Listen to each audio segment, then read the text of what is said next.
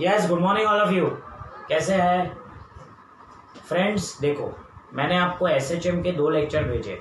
पहले लेक्चर में सब हमने जितना भी बेसिक था, जितने भी पॉसिबल कॉन्सेप्ट्स थे वो मैंने करवाए। सेकंड में हमने न्यूमेरिकल्स चालू किए थे, उसमें हमने एक ये किया, टाइम पीरियड फेज डिफरेंस दिखाने का देखा। फिर शायद तो हमने 3/8 ऑसिलेशन 5/8 ऑसिलेशन किया। 5/8 ऑसिलेशन का आंसर 70/12 आता है। बहुत सारे स्टूडेंट्स ने मुझे व्हाट्सएप पे सॉल्यूशन भेजा। I am thankful to you कि आपने न केवल मेरा वीडियो देखा बल्कि मेरा होमवर्क को भी मैंने सॉल्व किया। We are moving ahead with SHM. आज मोस्टली हम एसएचएम के सारे कंसेप्ट खत्म कर देंगे। एक इंटरेस्टिंग टाइप का सम है एसएचएम में, ठीक है। पहला देखो, इसमें है ना एंगुलर मोमेंटम और सब कुछ आता है। सम बहुत ही लंबा है, पूरा मैं लिखवाने जाऊंगा तो उसी में बहुत सारा टाइम चला जाएगा। इससे मैं कंसेप्चुअली आपको बताने की कोशिश करूंगा, ठीक है। ऐसा है कि एक छोटा सा ब्लॉक है मास कैपिटल एम का, जो इस तरह से ऑसिलेशन कर रहा है। It is oscillating along this. A उसका एम्पलीट्यूड है, okay, and T is the time period. अब when it is at the mean position, so मैं लिखू एट मीन पोजीशन। मीन पोजीशन पे एक छोटा सा मास स्मॉल एम उसको अटैच कर दिया जाता है। एंड अगर it continues to perform SHM with the same time period, तो मैं क्या बोलूंगा, शॉर्ट में लिख रहा हूं, मास M is performing SHM with A amplitude and time period T at mean position, a small m is attached and SHM continues with time T and new amplitude A dash, naturally उस पर वजन बढ़ेगा तो उसका amplitude change होगा। Then A dash की value क्या, वो मुझे बोल रहा है। तो हाउ टू सॉल्व दिस, समझ में आया क्वेश्चन? इस तरह से ऑसिलेशन चल रहा है, राइट। अब जब ये मेन पोजीशन पे आता है तो थोड़ा सा एक और छोटा सा मास लगा देते हैं, अब दोनों ऑसिलेट कर रहे हैं। पता चला, एक ऐसे ऑसिलेशन चल रहा है मास का। जब ये मेन पोजीशन से क्रॉस होगा तो छोटा सा मास अटैच कर देते हैं। अब दोनों साथ में चल रहे हैं, दोनों साथ में चलेंगे with the same time period, याद रखना, with the same time period, ये याद रखना, okay. So therefore can I say at mean position kinetic energy क्या हो जाती है, बोलो। At mean position kinetic energy क्या हो जाती है, हाफ के स्क्वायर हो जाती है ना। कैसे के स्क्वायर हो गई, हम देखते हैं, क्योंकि होता है हाफ एम वी स्क्वायर, याद है। तो हाफ व्हाटएवर, चलो मैं आपको एकदम और इजी वे से बताता हूँ। At mean position potential energy क्या होती है, 0। सो देयरफॉर टोटल एनर्जी क्या होती है, काइनेटिक एनर्जी। एसएचएम की टोटल एनर्जी क्या होती है, कांस्टेंट हाफ के स्क्वायर, ओके। ये फर्स्ट केस में। सेकंड केस में भी क्या होगा, मीन पोजीशन है मतलब यू तो 0 होगा, तब टोटल एनर्जी वापस काइनेटिक एनर्जी हो जाएगी। दैट विल बी क्या, half K A dash square. It will be what, half K A dash square. Agree, हाँ या ना? तो therefore can I say that half M V square will be same as that of half k square starting में at the first location, and next time होगा half capital M plus M v dash square, क्योंकि velocity भी change होगी तभी तो amplitude change होगा। that will be equal to क्या, half के a dash square। यहाँ पे k सेम रहेगा क्योंकि टाइम पीरियड सेम है, यहाँ पे k सेम रहेगा क्योंकि टाइम पीरियड सेम है। समझ में आया मैंने क्या किया? मीन पोजीशन पे मास लग रहा है, मीन पोजीशन पे कोई पोटेंशियल एनर्जी होती ही नहीं है। मीन पोजीशन पे तो सिर्फ काइनेटिक एनर्जी होती है, इसलिए मीन पोजीशन पे U0 होता है, मतलब जो भी एनर्जी है वो टोटल एनर्जी है। अब आपको तो ये पता ही है, मैंने भी आपको लिखवाया है, उमेश सर ने भी आपको करवाया है कि total energy mechanical energy of SHM is constant, total mechanical energy of SHM is क्या constant, so therefore can I have total energy will be equal to K, will be half K square, so total energy K is equal to क्या half K A dash square, so उससे मुझे क्या मिला half mv square equal to half K square, so half m plus m v dash square will be equal to क्या half K A dash square. समझ में आया? अब मुझे सिर्फ क्या करना है, दोनों का रेशियो लेना है, तो मैं दोनों का रेशियो ले रहा हूं। तो इन दोनों का मैं अगर रेशियो लूंगा तो मेरे पास क्या आएगा, capital M plus M upon small m into क्या बोलो v dash square upon v square will be equal to क्या a dash square upon a square. तुम देखो हाफ हाफ के सब गए गए गए।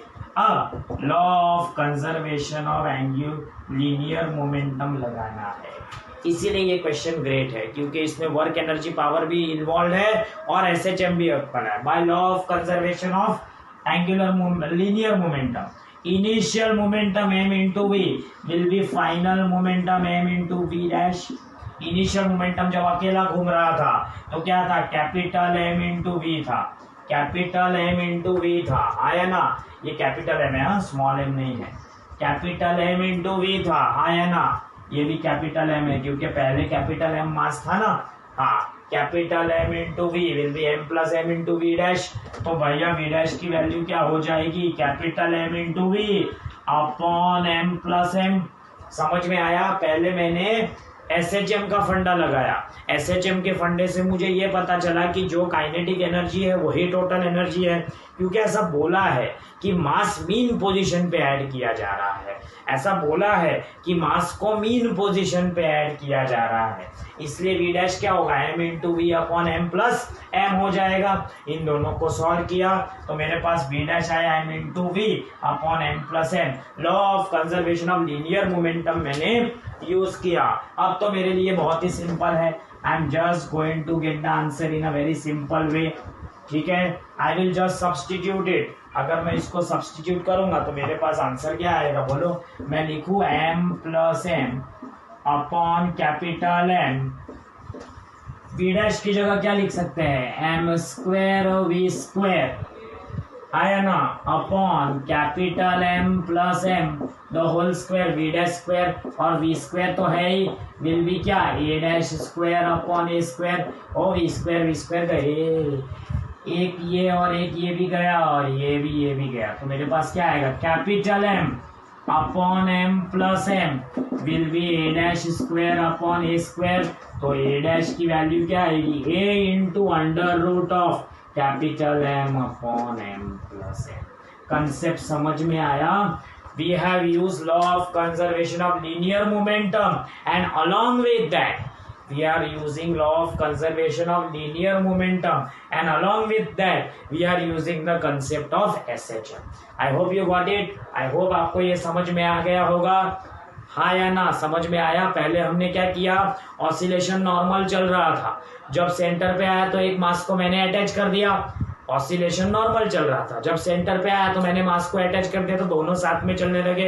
अब टाइम पीरियड सेम है, ओमेगा सेम है, इसका मतलब के भी सेम होगा, तो के सीधा ही कट जाएगा, के सीधा ही कट जाएगा, और इस तरह से आंसर आएगा। It's a very important MCQ, ये जेईई के पेपर में पूछा हुआ क्वेश्चन है, पता चला। नेक्स्ट करते हैं, ओके।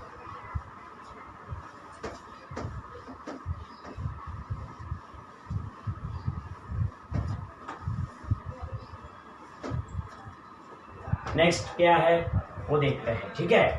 चलो नेक्स्ट क्वेश्चन है, find out velocity of SHM when kinetic energy is equal to potential energy in SHM. मतलब उस लोकेशन पे जहां पे kinetic energy equal to potential energy होती है, उस लोकेशन पे वेलोसिटी ऑफ एसएचएम क्या होती है।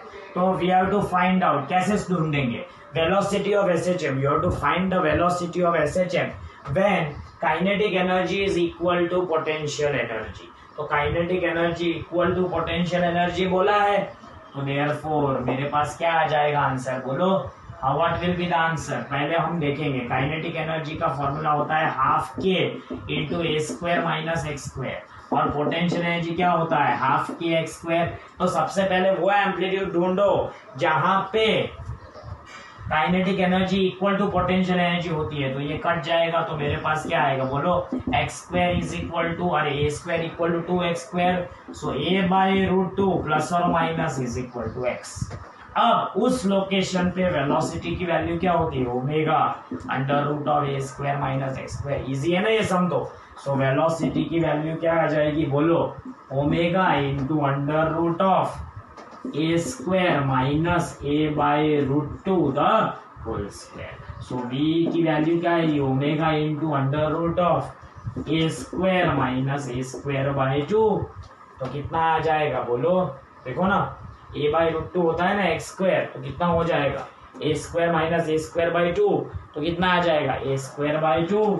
सो V will be equal to omega, देखो मेरी कुछ गलती तो नहीं हो रही है ना, velocity of SHM when kinetic energy is equal to potential energy plus और माइनस ए बाई रूट 2 पे kinetic energy becomes equal to potential energy, हाँ या ना। सो वी की वैल्यू क्या आएगी omega into under root of क्या A square by 2। So therefore V की वैल्यू क्या आएगी ओमेगा ए बाई रूट 2, लेकिन ओमेगा ए क्या है मैक्सिमम वेलोसिटी बाई रूट 2, याद रखना। Okay, so when amplitude becomes divide by root 2 then velocity also gets divided by root 2.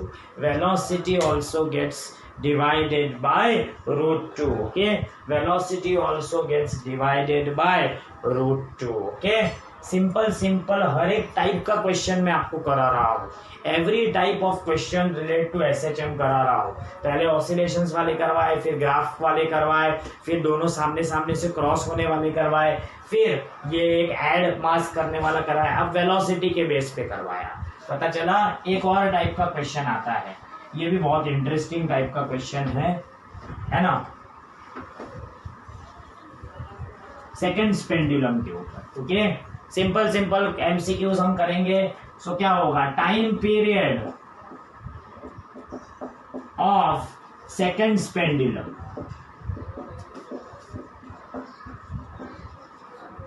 On moon will be. अब देखो ये इंटरेस्टिंग टाइप का सम है, इसमें आपको दो चीजें पता होनी चाहिए। पहली चीज you remember as an important note, remember as an important note. क्या नोट है इम्पोर्टेंट नोट, क्या है you have to remember that time period of seconds pendulum is 2 seconds. ये याद रखना, time period of seconds pendulum 1 second नहीं होता, time period of seconds pendulum 2 second होता है। Time period of seconds pendulum 2 second होता है। Time period of seconds pendulum 2 second होता है। Time period of seconds pendulum 2 second होता है। मून के ऊपर जी डैश की वैल्यू क्या होती है g/6, ये भी तुम्हें पता होना चाहिए। So therefore time period t क्या हो जाएगा 2 pi under root of l upon g/6 हो जाएगा, आया ना, 2 pi under root of g upon 6 हो जाएगा, क्योंकि लेंथ तो चेंज होने नहीं वाली। सो देयरफॉर t की वैल्यू क्या आएगी 2 pi under root of l upon g/6, तो 6 ऊपर आ जाएगा ना। अरे तुम खुद देखो ना यार, ऐसा नहीं हो जाएगा g/6 से। तो मैं लिख सकता हूं इसको कि t इज इक्वल टू क्या 2 pi under root of l/g into root of 6 into root of 6, देखो ना रूट ऑफ 6, लेकिन t equal to 2 pi under root of l/g, मतलब ये सेकंड पेंडुलम ऑन अर्थ, इसकी वैल्यू क्या होती है 2 सेकंड। तो आंसर क्या आएगा 2√6 सेकंड्स। आंसर क्या आएगा 2√6 सेकंड। समझ में आया, इसका आंसर क्या आ जाएगा t इज इक्वल टू क्या आ जाएगा 2√6 seconds. t is equal to क्या आ जाएगा 2 इंटू √6 सेकंड्स। याद रखना क्या इंपॉर्टेंट नोट है, time period of seconds pendulum क्या होता है 2 सेकंड होता है। ठीक है। मून के ऊपर ग्रेविटी कितनी होती है, G/6 होती है। मून के ऊपर ग्रेविटी कितनी होती है, G/6 होती है। सो T क्या हो जाएगा, 2π√L/G/6 हो जाएगा। T = 2π√L/ क्या हो जाएगा, G/6 हो जाएगा। समझ में आ रहा है क्या, are you able to get it, ये समझ में आ रहा है आपको, it's very very important. Okay, चलो हर टाइप का हम सम करेंगे, जितना भी पॉसिबल है हर टाइप का सम हम करेंगे। ओके, एक दूसरा इंटरेस्टिंग टाइप का सम, ठीक है। एरर्स के ऊपर भी कभी कभी एसएचएम में आता है। क्या बोल रहा है, if the length of pendulum is increased 44%, then increase in time period क्या होगा। अब ज्यादातर बच्चों को पता है T = 2π√L/G। अब तुमने 11th स्टैंडर्ड में एरर्स में पढ़ा है, अगर तुमको याद है T² = 4L² L/G, फिर आप क्या लेते हो, ΔT/T, ऐसा करके किया है ना, ΔG/G। लेकिन सॉरी टू से वो यहाँ पे नहीं चलेगा। राइट डाउन इम्पॉर्टेंट नोट,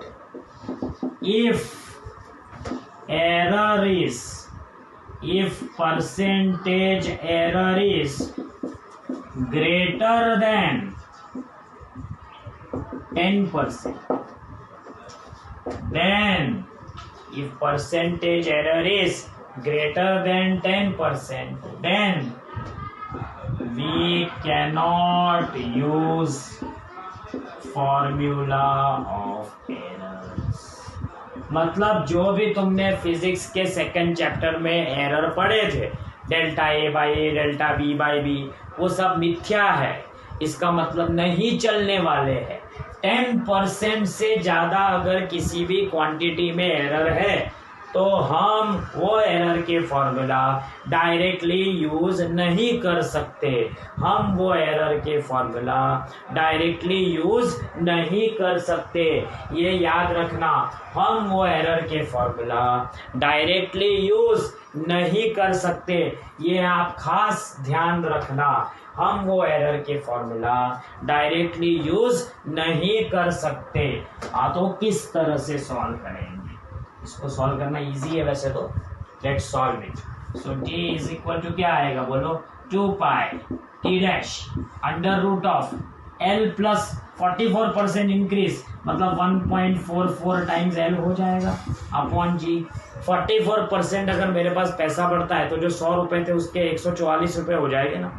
अगर 44% इंक्रीज होगी लेंथ तो मेरे 100 रुपीज 144 हो जाएंगे, तो एल भी कितना हो जाएगा, 1.44। अरे ये तो 144/100 है, सो मैं लिखूं 2π√144/100 L/G, ले लो ना रूट। सो T' क्या आएगा, 12/10 इंटू 2π√L/G। सो कहना इसे T' विल बी क्या, 1.2 times T। T' equal to क्या, 1.2 टाइम्स T। तो डेट फिर percentage change in delta T कितना हुआ, 20%।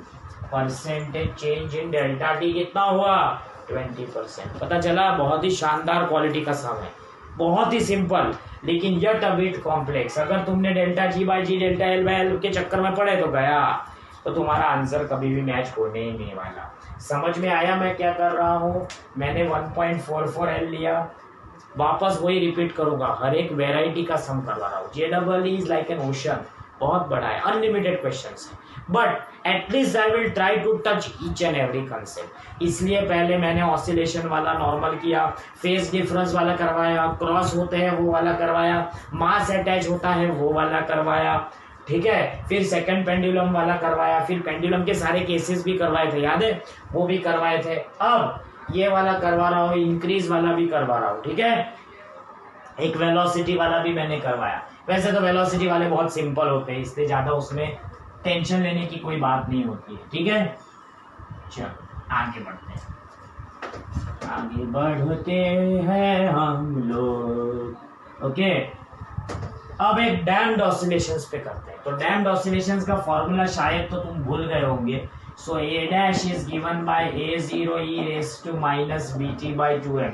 ऐसा कुछ उमेश सर ने करवाया होगा। इस तरह से डैम्प होता जाता है। डैम्ड ऑसिलेशंस जहाँ पे डैम्पिंग कोएफिशिएंट होता है -B × V, where B is the damping coefficient. याद है ये? इसके ऊपर ज्यादा तो कोई सम आते नहीं है, एक टिपिकल सम आता है, एक टिपिकल टाइप का सम आता है, वो हम देखने वाले हैं। ओके, सो डैम्ड ऑसिलेशंस का ये टॉपिक है, आप लिख लो। चलो, डैम्ड ऑसिलेशंस का ये टॉपिक है। डैम्ड ऑसिलेशंस का पूरा एक इक्वेशन आता है, पता है? √ω², आया ना, -B²/m² ω²/k आता है ना। उसकी एक वेलोसिटी का भी, उसका एक फ्रीक्वेंसी का ओमेगा का भी एक आता है इक्वेशन, √k/m -B²/m², शायद ऐसा होता है। ठीक है ना, आप एक बार देख लेना, लेकिन उसका इतना इम्पोर्टेंस नहीं है, इसमें इम्पोर्टेंस ज़्यादा है। इस पर टिपिकल टाइप का सम आता है, इसीलिए मैंने आपको ये पर्टिकुलर टॉपिक उठाया और ये मैं करवा रहा हूँ आपको। ठीक है, टिपिकल टाइप का एक सम आता है। देखो क्या बोल रहा है। Okay, the time taken by a damped oscillator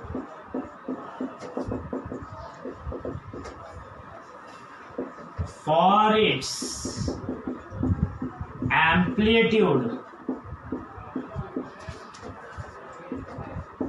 to reduce to half of original value या maximum में of half of original value या maximum value। नोट डाउन कर लो इसको अच्छे से नोट डाउन कर लेना। ठीक है, time taken by a damped oscillator for its amplitude to reduce to half of original value. Time taken by a damped oscillator to reduce to half of its original value. ठीक है, देखते हैं क्या होगा। लिखो, when A' is equal to A0/2, T की value क्या रखो, A0/2 will be A0 e raise to minus BT by 2m। और इधर कह गए तो मेरे पास 1/2 is equal to e raise to minus BT by 2m। मैं लिखू t is equal to e raise to BT by 2m। Log ले लेते हैं, टेकिंग लॉग। अब ये नेचुरल लॉग है, ये नेचुरल लॉग है, ln लॉग है टू द बेस ई। दो तरह के लॉग होते हैं, एक decimal log which is to the base 10 और एक natural log which is to the base E. तो मेरे पास क्या आएगा, log ऑफ 2। क्या आ जाएगा बोलो, log of 2 is equal to BT by 2m। आया ना, BT बाई 2m। log 2 की वैल्यू होती है 0.693। याद रखना, LOG log की वैल्यू होती है 0.3010, लेकिन ln log नेचुरल log की वैल्यू होती है 0.693 is equal to BT by 2m। So therefore T is equal to क्या होगा, 2m into 0.693 by b।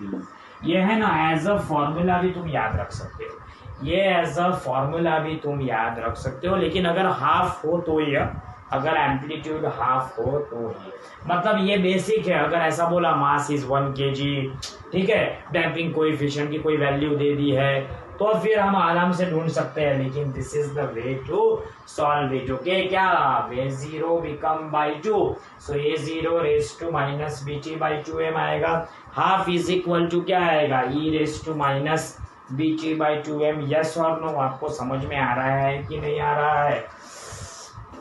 Are you able to get it or you are not able to get it? आपको आ रहा है बेटा समझ में? It is very very important. Okay, it is very very important. Okay, समझ में आया? ये टिपिकल डैम्पिंग कोएफिशिएंट के रिलेटेड सम है। क्या किया है, A' is equal to A0/2 किया है, So therefore half equal to e raised to minus bt by 2m, 2 is equal to e raised to bt by 2m. log ले लेंगे तो log of 2 क्या हो जाएगा bt by 2m, तो answer t का क्या आएगा 2m into 0.693 by b. Okay, एक टाइप का SHM का सम है जो मुझे आपको करवाना है, जिसमें NLM Newton's laws of motion और ऑसिलेशन मिक्स हो जाता है. यहाँ पे ध्यान दो, एक ऐसा पिस्टन है, ठीक है, it is a cylinder having a piston like this. This piston can move up and down. A small mass m is placed on the piston. Okay, so what I am saying, you pay attention. A piston is oscillating with time period 1 second. The maximum amplitude of piston, so that a mass kept on it does not fall off.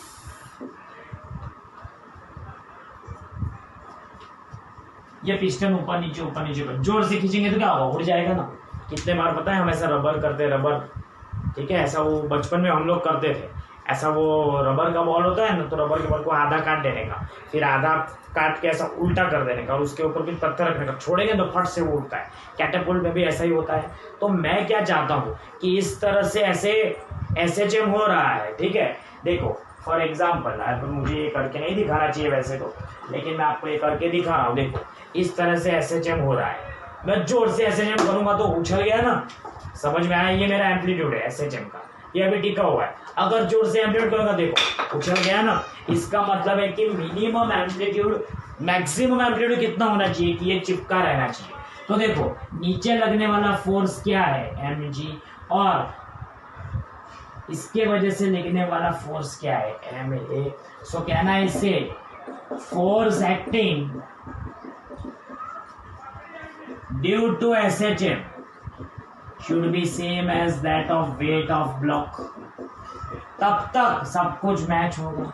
सो कहना इससे ma should be same as mg. लेकिन a की value क्या होती है minus omega square x.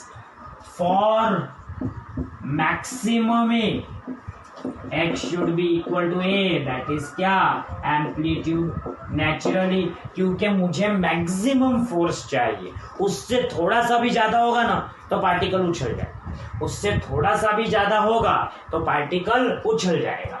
Therefore मैं लिख सकता हूं, यहाँ पे मुझे माइनस की कोई जरूरत नहीं. Minus only shows that it is opposition, opposite direction में. सो m omega square A should be equal to m into g. agree? अब a is equal to क्या आएगा g upon 4 pi square by T square. चलेगा, थोड़ा direct लिख दिया चलेगा. तो मेरे पास क्या आ जाएगा G T square upon 4 pi square, G T square upon 4 pi square. A की वैल्यू क्या आ जाएगी G T square upon 4 pi square. देखो क्या होना चाहिए, ऑसिलेशन टिकना चाहिए. मैंने आपको लाइव करके दिखाया. इसका मतलब क्या है, ऊपर धक्का कौन मार रहा है ऑसिलेशन, इसलिए एम है, और उसको पकड़ के कौन रख रहा है एम जी. लेकिन ए की वैल्यू क्या है minus omega square x. Minus only shows opposition. Value रखने में तो उसकी कोई रिक्वायरमेंट नहीं है. मैक्सिमम कब होता है जब x is equal to maximum amplitude, इसलिए मैंने रख दिया. तो मैक्सिमम एम्पलीट्यूड की वैल्यू क्या है जी T square by pi square. अब मैंने आपको ये क्लास में बहुत बार बताया है कि g is almost equal to pi square, तो g और पाई स्क्वायर है. सो a की वैल्यू क्या है, t की वैल्यू 1 है, 1/4 कितना आएगा 0.25. सो a की वैल्यू क्या आ जाएगी 0.25 मीटर. a की वैल्यू क्या आ जाएगी 0.25 मीटर. ठीक है, वापस मैं बोलूंगा JEE is a big question. बहुत वेराइटी है आपके पास. जो मॉड्यूल है उसको सॉल्व करो. मेरे हिसाब से मॉड्यूल में कंसेप्चुअल बेस पे एसएचएम के जितने भी पेंडुलम बेस्ड सम्स है वो सारे हो गए। हमने pendulum from the ceiling, in the liquid, in the charge section, सब देखा। उसके बाद हमने मोशन इन लिफ्ट में भी देखा, फिर हमने उसको मून पे ले जाके भी देखा, आज देखा ना। फिर उसका इंक्रीज होता है परसेंटेज, वो भी देखा। फिर हमने मास अटैच करके देखा, फिर ये एसएचएम वाला भी कंसेप्ट देखा, डैम्ड ऑसिलेशंस भी देखा, ऑसिलेशन के बीच में दो ऑसिलेटर के फेज डिफरेंस भी देखा, सामने सामने से क्रॉस होने वाले भी देखे, वेलोसिटी भी देखी। उसके बाद हमने 3/8 5/8 ऐसा ऑसिलेशन भी देखा, पता चला। So I think oscillation related सब हो गया है। Now we will go to system of springs. System of springs के ऊपर एक और लेक्चर मैं आपको भेजने वाला हूं। उसके बाद हम वेव्स पे जाएंगे, उस पर हम स्प्रिंग मास सिस्टम भी करेंगे। I hope you enjoyed this lecture. This is Ashish sir signing off. आप ये सारे के सारे सम्स अच्छे से एक बार कर लेना, और जो भी डाउट है आप मुझे व्हाट्सएप कर सकते हो। ओके, ध्यान से आपको ये सब खत्म करना है। लॉकडाउन का बेटा मैक्सिमम एडवांटेज लो, ठीक है। Thank you so much.